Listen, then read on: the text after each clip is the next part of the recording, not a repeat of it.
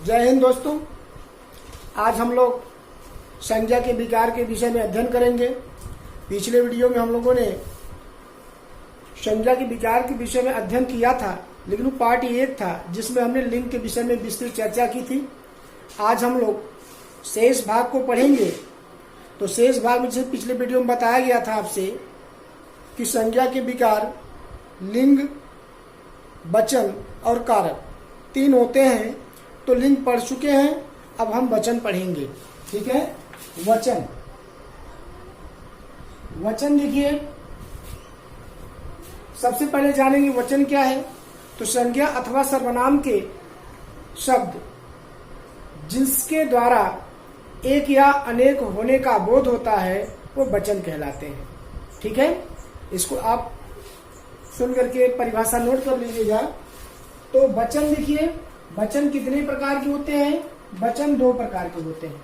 वचन 2 प्रकार के होते हैं, एक वचन और बहुवचन। देखिए, हिंदी में वचन 2 प्रकार के होते हैं, एक वचन और बहुवचन। लेकिन संस्कृत में 3 प्रकार के होते हैं, एक वचन, द्विवचन और बहुवचन। ठीक है। तो आज हम जानेंगे सबसे पहले कि एक वचन क्या है। एक वचन क्या है? तो वे शब्द, याद करिएगा, ध्यान दीजिएगा, वे शब्द जिसके द्वारा एक वस्तु या अथवा एक होने का बोध होता है उसे एक वचन कहते हैं।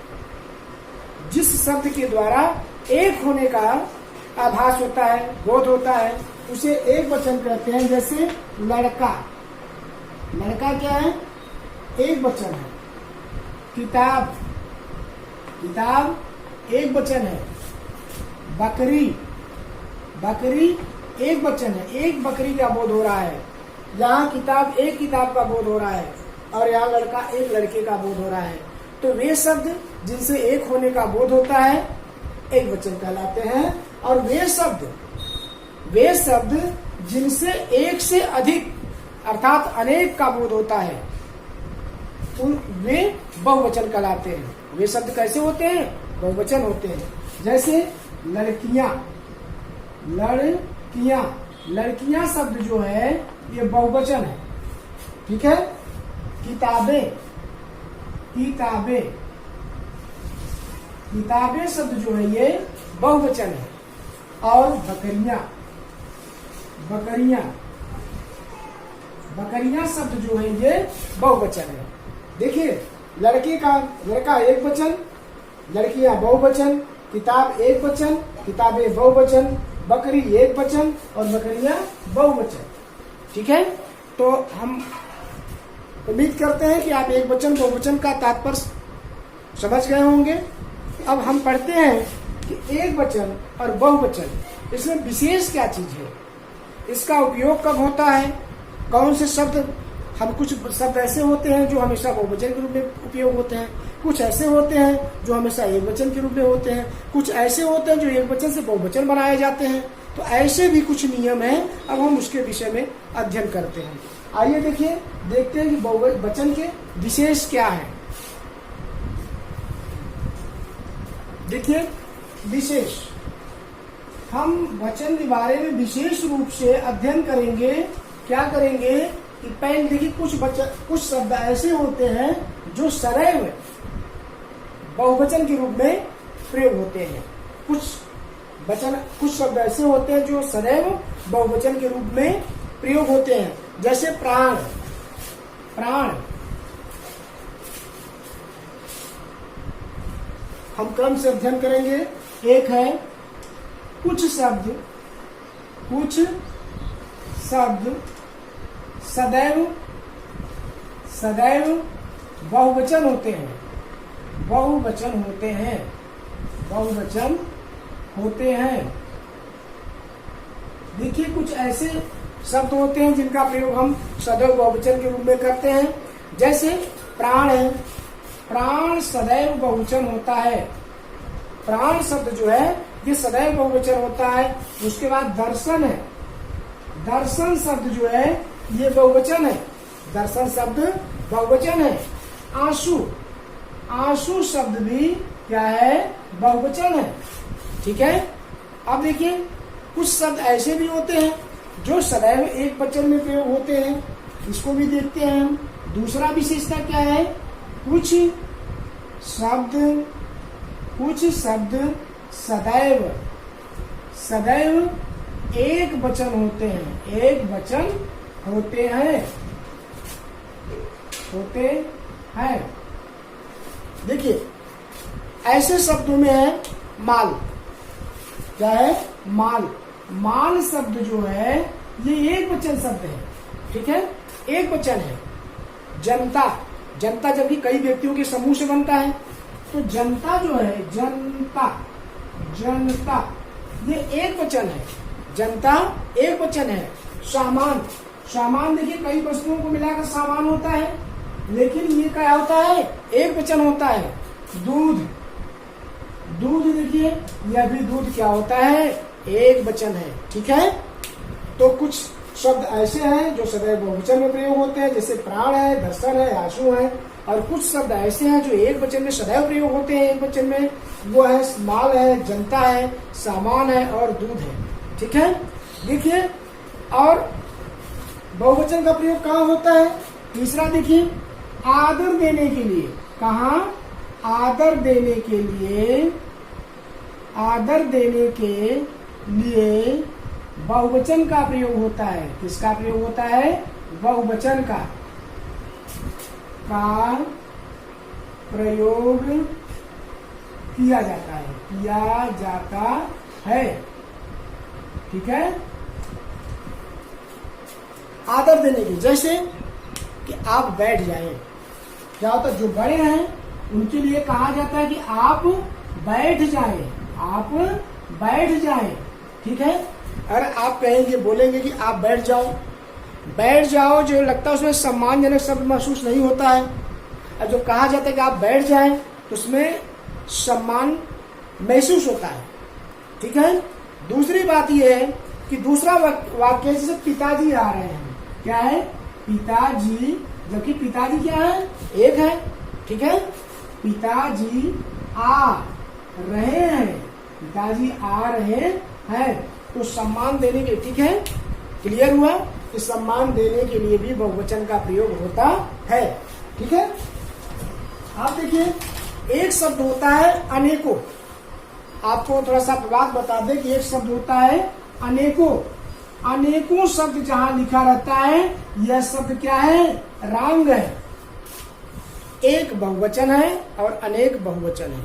अनेक शब्द ही बहुवचन है, तो फिर उसको अनेकों बोल करके उसको बहुवचन नहीं बनाया जाता। ठीक है।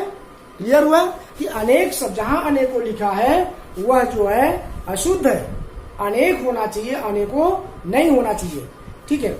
अब इसके बाद देखिए एक वचन से बहुवचन बनाए कैसे जाते हैं, इसका नियम कुछ देख लीजिए कि जो है कैसे एक वचन के शब्द जो है बहुवचन बनाए जाते हैं। देखिए कुछ नियम ऐसे हैं, या यूं कहिए कुछ प्रत्यय ऐसे हैं जिनको जोड़ करके हम एक वचन शब्दों को बहुवचन बनाते हैं, एक वचन शब्दों को बहुवचन बनाते हैं। इसमें है ए, क्या है, ए और ए और ए मतलब अनुनासिक है, ऊपर बिंदी लगी हुई है। उसके बाद है या और चौथा प्रत्यय है यो। चौथा प्रत्यय क्या है, यो। ठीक है।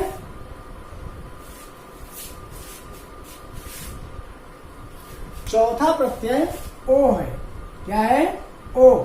ठीक है। अब देखिए इनको लगा करके एक वचन से बहुवचन हम कैसे बनाते हैं। जैसे घोड़ा है, घोड़ा में अगर हम ए जोड़ दें कि हो जाएगा घोड़े, क्या हो जाएगा, घोड़े। ठीक है। घोड़ा एक वचन है, उसमें ए जोड़ देते हैं तो घोड़े। दूसरा है गधा, गधे में अगर ए जोड़ देते हैं तो क्या बन जाएगा, गधे, क्या हो जाएगा, गधे। ठीक है। दूसरा शब्द लेते हैं ए का, इसमें जैसे पुस्तक, पुस्तक एक शब्द है, एक वचन है, इसमें हम एक जोड़ते हैं तो हो जाता है पुस्तकें। क्या हो जाता है? पुस्तकें। ठीक है, तो पुस्तकें बहुवचन हो गया और पुस्तक एक वचन। अगला है सड़क से सड़कें। सड़क से क्या बनता है? सड़कें। सड़क एक वचन है और सड़कें बहुवचन है। ठीक है, हम या देखते हैं। या में जैसे देखिए लड़की, लड़की एक शब्द है, लड़की एक शब्द है, लेकिन लड़की में हम लड़कियां या जोड़ देते हैं। क्या जोड़ते हैं? या। ठीक है, तो ये हो जाता है लड़कियां। क्या हो गया? लड़कियां। इसके बाद जाति है, जाति एक वचन, तो जात में हम अगर या जोड़ते हैं तो क्या बन जाता है? ये जातियां। ठीक है, और जैसे नदियां हैं, जातियां हैं और नदियां हैं। ठीक है, इसी प्रकार हम ओ प्रत्यय को भी जोड़ करके हम ओ प्रत्यय से जोड़ करके हम क्या करते हैं? बहुवचन बनाते हैं। जैसे कथा में ओ जोड़े तो क्या हो गया? कथाओं। कथा में ओ जोड़ते हैं तो कथाओं। माता में अगर जोड़ते हैं, माता में तो माताओं। ठीक है, क्लियर हुआ? बहन, बहन में जोड़ते हैं, हमारी बहन है, बहन में हम ओ जोड़ते हैं तो बहनों। तो इस प्रकार कुछ प्रत्यय ऐसे हैं जो जोड़ करके वचन बनाए जाते, एक वचन से बहुवचन में बदले जाते हैं। ठीक है, क्लियर हुआ? ठीक है, आगे बढ़ते हैं हम। अब हम अगले स्टेज में पढ़ेंगे कारक। कारक देखिए, कारक होते हैं 8। कारक होते हैं 8। जैसे पहला है कर्ता। क्या है? कर्ता।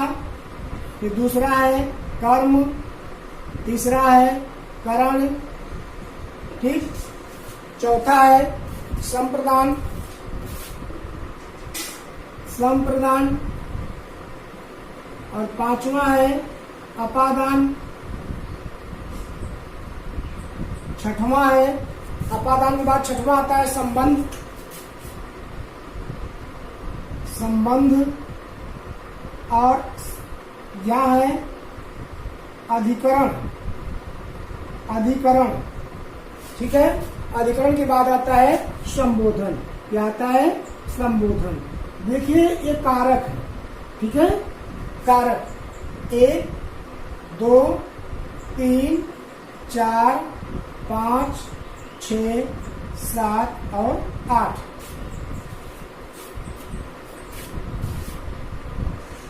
8 कारक होते हैं। ठीक है, और प्रत्येक कारक के एक सर्ग होता है, पार्सर्ग। क्या होता है? पार्सर्ग। ठीक है, देखिए अगले स्टेप में हम कारक के विषय में अध्ययन करेंगे। कारक क्या है? हिंदी में कारक की संख्या होती है 8। कितनी होती है? 8 होती है।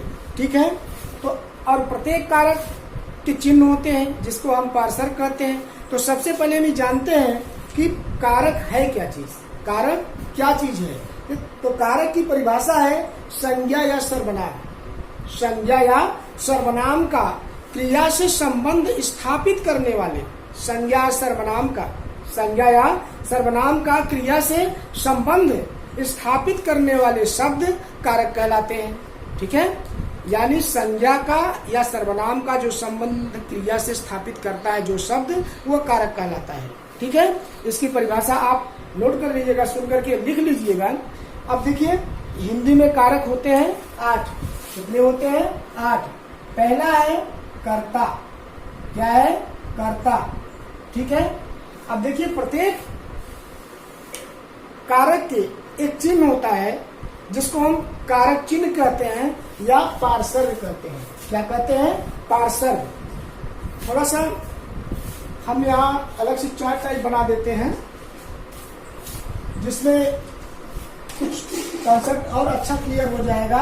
यहाँ होगा कारक। क्या है? कारक।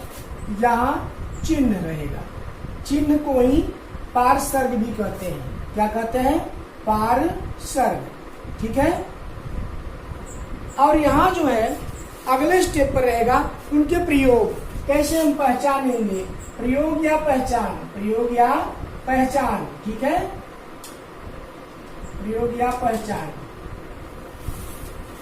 देखिए तो कर्ता है, कर्ता का चिन्ह जो है वो ने है। क्या है? ने, ठीक है। तो ने इसको कैसे पढ़ा? राम ने, राम ने पढ़ा, राम ने पढ़ा। तो इसमें देखिए कि इसमें पार्षद क्या है? ने है। जहां ने आता है तो ने किसका पहचान, किसका चिन्ह है? कर्ता का। दूसरा कारक है, दूसरा कारक है कर्म। क्या है? कर्म। कर्म देखिए, कर्म क्या है? जिस पर कार्य होता है। कर्ता जो कार्य करने वाला है वो है, और कर्म क्या है? जिस पर कार्य होता है। इसकी पहचान है को। क्या है? को, ठीक है। इसकी पहचान क्या है? को। गीता ने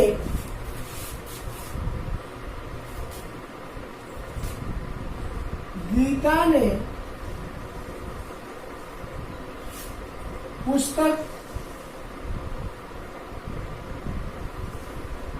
को पढ़ी।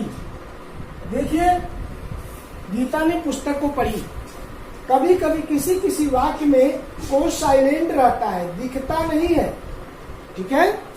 कभी कभी यह दिखता नहीं है। मीरा ने राम को पुस्तक दी। मीरा ने राम को पुस्तक दी, पुस्तक दी, ठीक है। इसमें देखिए जो को आया है, ये ने जो है ये कर्ता से संबंध स्थापित करता है, और को जो है ये कर्म का संबंध स्थापित करती है। ठीक, क्लियर हुआ। इसके बाद तीसरा कारक है, तीसरा कारक है करण। तीसरा क्या है? करण। तीसरा करण है, और करण की पहचान है, करण की पहचान क्या है? से, के द्वारा, से और के द्वारा। देखिए यहाँ से भी है और यहाँ के द्वारा भी है, ठीक है। यहाँ हम नोट किए होंगे, ठीक है। यहाँ एक लाइन साफ करते हैं क्योंकि इसका कंसेप्ट, इसका उदाहरण देने के लिए करण। तो इसमें से या के द्वारा, इसका होता है राहुल, राहुल लाठी से, लाठी से सांप मारा, सांप को मारा, ठीक है। आप देखिए यहां लाठी से जो से आया है, ये से किसके लिए आया है? ये करण है। से किसका पहचान है? करण का पहचान है, ठीक है। और यहाँ जो को है ये कर्म का है। यहाँ राहुल ने साइलेंट है, तो राहुल जो है वो करता है, यानी कार्य करने वाला है, ठीक है। राहुल ने लाठी से सांप को मारा। देख कुछ शब्द ऐसे हमने बताया कि उसमें साइलेंट रहते हैं। तीसरा है, चौथा है संप्रदान। चौथा क्या है? संप्रदान। संप्रदान। देखिए संप्रदान का जो कारक चिन्ह है या पार्षद है, यह है के लिए। क्या है? के लिए। या को भी होता है, को के लिए, ठीक है। अब देखिए यहां उदाहरण है राधा। राधा गरीबों के लिए, गरीबों के लिए भोजन लाती है, भोजन लाती है। तो देखिए राधा भोजन लाती है, तो राधा करता है, मगर किसके लिए लाती है? किसके लिए लाती है? गरीबों के लिए लाती है। तो के लिए जो है ये संप्रदान है, के लिए क्या है, संप्रदान है। अब पांचवा है अपादान। पांचवा क्या है, अपादान। अपादान का पार्श्व होता है से। अब देखिए थोड़ा सा कंफ्यूजन यहाँ होता है कि से करण में भी है और से अपादान में भी है, कि से करण में भी है और से अपादान में भी है। ठीक है, तो से देखिए दोनों से का अंतर होता है, प्रयोग में दोनों से का अंतर होता है। देखिए इस से का है सहायता, इस से का अर्थ निकल रहा है, से का जो है अर्थ जो है इसका सहायता से है। जहां सहायता होती है वहां इस से का प्रयोग होता है, वहां करण होता है। ठीक है, अपादान में जो से है इसका अर्थ होता है अलगाव। क्या होता है, अलगाव। जहां अलगाव महसूस हो वहां अपादान होता है, अलगाव। जैसे उदाहरण है, जैसे पेड़ से पत्ते गिरते हैं। इसको साफ कर देते हैं। पेड़ से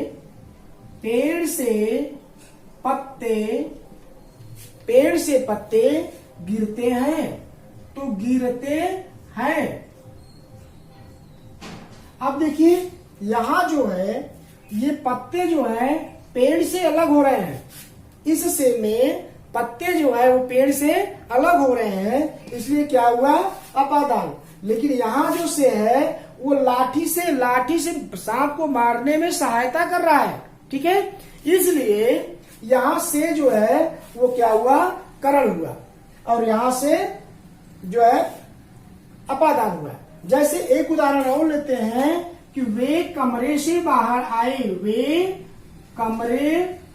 वे कमरे से बाहर आए। कमरे से बाहर आए। ठीक है, तो यहाँ जो है से जो है ये कमरे से बाहर, कमरे से अलग कर रहा है। इसे क्या कर रहा है, कमरे से अलग कर रहा है, इसलिए यह से क्या हुआ, यह से हो गया अपादान। ठीक है, यह क्लियर हुआ। अब छठवां है संबंध। छठवां है संबंध कारक। ठीक, इसमें इसका जो है पार्श्व होता है का, के, की, रा, रे, री, ना, ने, नी, ये होता है। संबंध का होता है काके की, रारेरी, नानी नी। ठीक है, काके की, रारेरी और नाने नी। ठीक है, देखिए इसका उदाहरण है राधा का भाई। राधा का भाई जिले में प्रथम आया है। जिले में प्रथम आया है। जिले में प्रथम आया है, यानी राधा है, राधा का भाई है। ठीक है, वो जिले में वो कोई परीक्षा दिया है और परीक्षा में जिले में प्रथम आया है, या कोई अन्य प्रतियोगिता है जिसमें वो जिले में प्रथम आया है। तो जो में है ये जो संबंध स्थापित करता है किससे, जिले से। ठीक है, जिले से संबंध स्थापित करता है। जैसे राजू अपने मामा के घर गया। राजू अपने मामा के घर गया, तो यहाँ जो के आया है ये क्या है, ये संबंध है। संबंध को स्थापित कर रहा है, मामा के घर का संबंध स्थापित कर रहा है। तो देखिए के का प्रयोग हो गया, यहाँ में का प्रयोग हो गया। तो इस प्रकार जो है ये इनके जो है चिन्ह है ये प्रयोग होते रहते हैं। आगे हम पढ़ते हैं अगले कारक के विषय में। यहाँ इसको साफ कर देते हैं, इस लाइन को भी साफ कर देते हैं। संभवतः आप नोट किए होंगे, नहीं तो नोट कर लीजिएगा। सातवां कारक है अधिकरण। सातवां कारक है अधिकरण। अधिकरण में देखिए इसका पार्श्व होता है में। क्या होता है, में। अभी आपने यहां भी में पढ़ा है, काके की में, मामा के घर गया, ठीक है। जिले में प्रथम आया है, मामा के घर गया, तो इसमें में है और पर है, ठीक है। इसमें दो पार्सर्ग है। इसका उदाहरण है जैसे मछलियां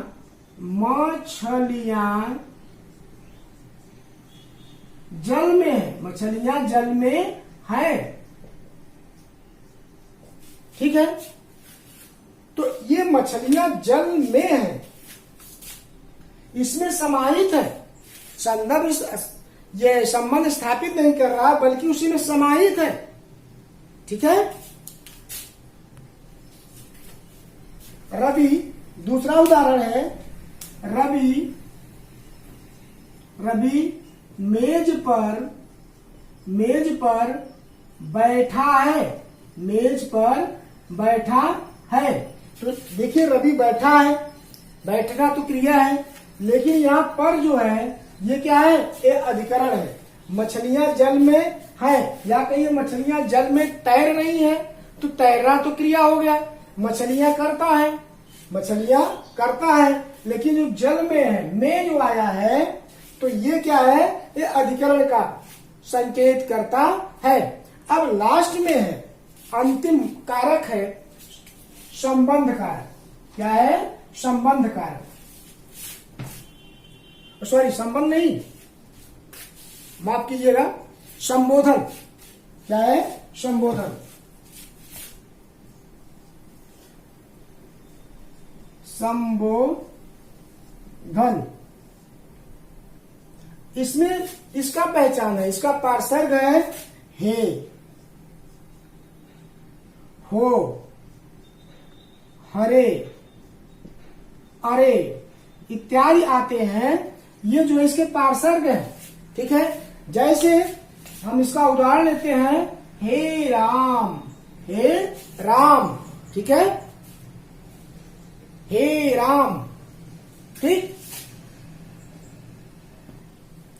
जैसे आप देखिए हे राम, इसको और बढ़ा सकते हैं, हे राम रवि को क्या हो गया, आश्चर्य होता है, ठीक है। और जैसे होता है अरे महक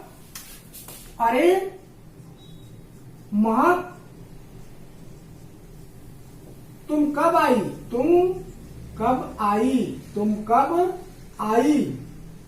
ठीक है। अरे महक तुम कब आई, अरे यार तुम्हें क्या हो गया, ठीक है। हरे राम हरे कृष्ण, हरे राम हरे कृष्ण, ये सब जो है शब्द आते हैं। हरे, अरे, हो, अरे आते हैं, ये जो है संबंध कारक को निरूपित करते हैं, संबंध कारक को बताते हैं, ठीक है। देखिए ये कारक होते हैं 8, इनका विस्तृत रूप से अध्ययन हम लोगों ने किया। कारक अगर आपको अच्छी ढंग से तैयार आप कर लेते हैं तो जो है आपको हिंदी समझने में, वाक्य को शुद्ध अशुद्ध करने में आपको कोई परेशानी नहीं होगी। और इसके बाद शेष जो है अगले वीडियो में हम लोग अध्ययन करेंगे।